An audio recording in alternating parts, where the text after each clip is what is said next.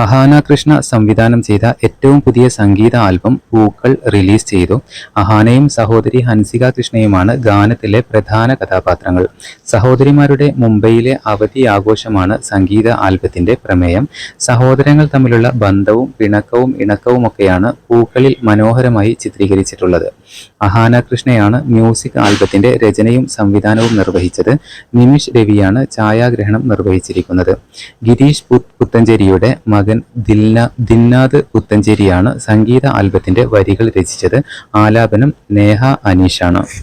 അതോടൊപ്പം തന്നെ ചുരുങ്ങിയ സമയം കൊണ്ട് നിരവധി കാഴ്ചക്കാരെയാണ് ആൽബം സ്വന്തമാക്കിയിരിക്കുന്നത്.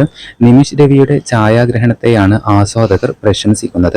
ആൽബം ഹൃദയത്തിൽ തൊട്ടു എന്നും ആസ്വാദകർ കുറിക്കുന്നു.